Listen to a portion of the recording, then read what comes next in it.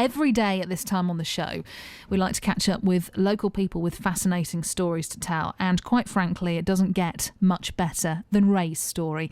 Ray Edwards is from Sandhurst, is the first NHS patient to be fitted with a bionic hand. Now, we've caught up with him before on Peachy's show, but I really, really wanted to get you into the studio. I've spoken to you lots of times on the phone, but never face to face. And finally, we meet, Ray. So good afternoon to you. Good afternoon, Sarah. Thank you very much for taking the time to come and see us this afternoon. Your story really is an incredible one, and I can't possibly do it justice, so I'm going to start right at the beginning, which was around about 1980, 1981. Tell me what happened. Yeah, I suppose you're right, really. Being born healthy and right up to 1981, just in the building game through my father's business. And unfortunately, in 1981, I got cancer, which was Hodgkin's disease. And What age were you at that point? About 27. That's pretty young, you know. And in those days, although cancer is horrific now, the big C was quite a word that one didn't describe very much, and you sort of went into a cocoon and went on your own. Hodgkin's disease is basically a cancer of the lymph glands. So, you know, I said to the consultant, what's the chances? He said, well, we've got a 50-50 with the treatment.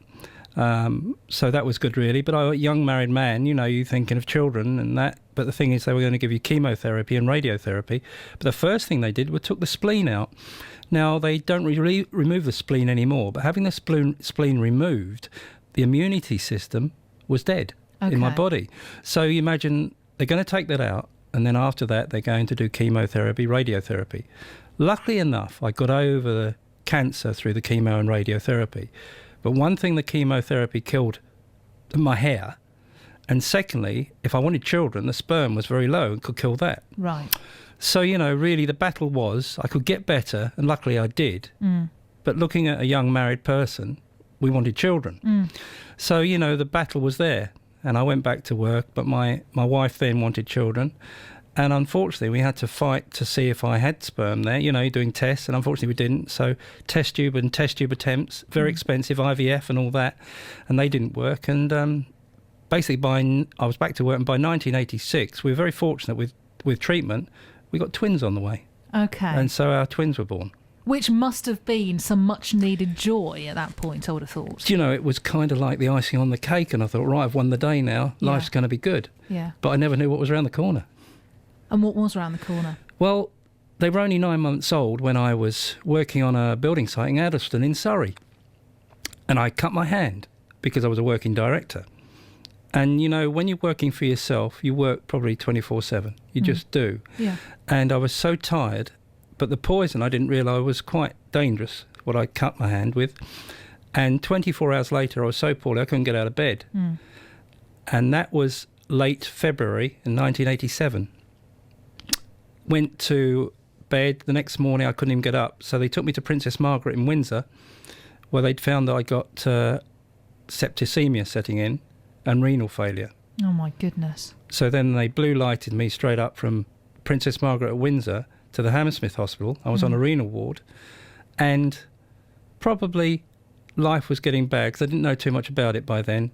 And I was on dialysis, and I was on what they call Omnipom, which is stronger than opium and morphine and that. It was like an opium, really. And it was stronger than Domestos, but it was killing all known germs, especially me. Yeah. And then Friday the 13th, my arms and legs were amputated.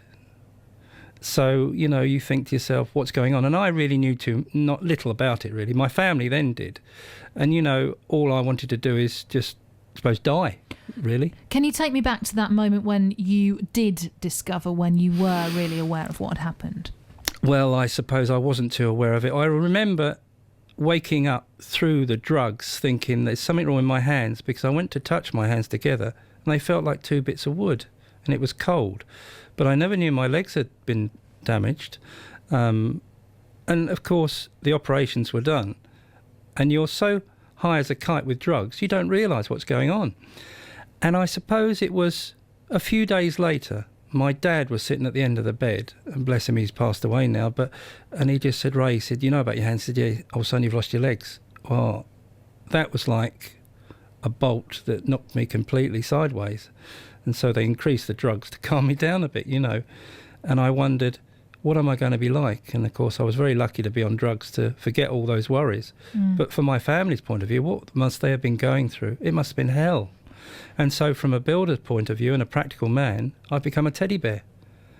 I know that at that stage, as you mentioned, you were on drugs, and in many ways that sort of helped you at that stage. But coming to terms with losing those limbs must have taken a very long time and gone on for months, if not years, didn't it? It's, well, from 1987 to probably 2007, 2008. And then there was a turning point. And how did it make you? Is it something that you were consistently aware of? Did it lead to depression? Oh yes, I mean, I would think I was lucky enough to get better, and then it's the rehabilitation side, and you get people who are so lovely trying to help you, but your one thought is, I don't want to be here. Why have you saved me? Because I don't want to be a teddy bear. And I think I could fight. I think they can repair the body very well. Everybody, medical people. But to repair the mind is a new thing altogether. And I really didn't take on board the help I could have had. And I was hating myself. So in other words, I was fighting everybody that tried to help me. And I think it was a kick-off to when I walked out of hospital, which I'll tell you about later, that caused drinking and trying to suicide. So it was terrible. You weren't a religious man at that point, but suddenly you decided you wanted to go and visit the chapel. Well, I suppose, as in all walks of life, and especially if you join the forces and you're in a war zone and no one can help you, and you just say, oh, God, help me. And it was very similar to that, I felt. I felt I was in a war zone and I didn't know which way to turn.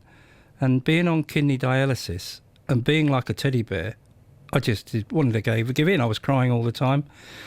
And one of the nurses said to me, can I help you, Ray? I said, I don't know, just put me in a wheelchair and take me to the chapel. Why I said that, I just don't know. And, you can imagine there's a drip in me. So there's the trolley clattering down the corridor at Hammersmith, and we go into the chapel. And I must say, it was absolutely warm and hot in the chapel. But as soon as she shut the door, I felt a cold chill. And I tend to feel a little bit of a release. It could have been 10 minutes, it could have been an hour. I don't know how long I was there, but I must have sort of nodded off or something. And remember, I was saying I was on kidney dialysis, and I thought life is not worth living. And I must have prayed in my own way. And then I went back to the room, the nurse took me, and a few days later, the kidneys became a bit better. And I thought, wow, this is good news. And the doctor said, that's fantastic. Although, having said that, the body does go into shock, and the kidneys do fail. But, maybe that was a bit of a thought that maybe things will get better. And I felt as though I've got to fight for my twins, Michael and Diana, because they were only 9 months old and they need a daddy. But the worst thing I thought was, how is my wife then going to cope with me? And I really didn't like myself, and I think I was then starting to put the shutters up between me and my marriage. But that religious kind of effect that had on me, it really did put a mind to, well, maybe you can have faith. Maybe there are things that you don't really know about that can change your outlook. And I began to fight. I really did inside. And maybe that was the trigger.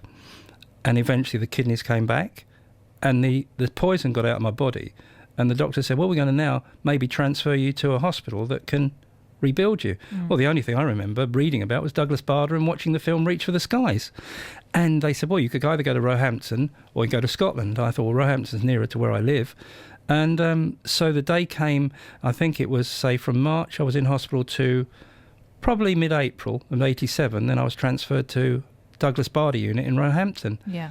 And that's something quite weird where you don't know what you're going to see. That was quite worrying, really. Getting into the car, which was my car, and my wife then was driving it. Yeah. And, you felt as though everyone's going to do everything for you. That's when I didn't really like things happening. So how was that facility billed to you? What was it? What were you going to? I was going to a place that's fully equipped to rehab amputees. Right. But they'd probably never seen a quad amputee. They're used to one hand, one leg or whatever. But they've got, I won the jackpot. I'm there going through the door. I'm the full metal Mickey. They're going to rebuild me.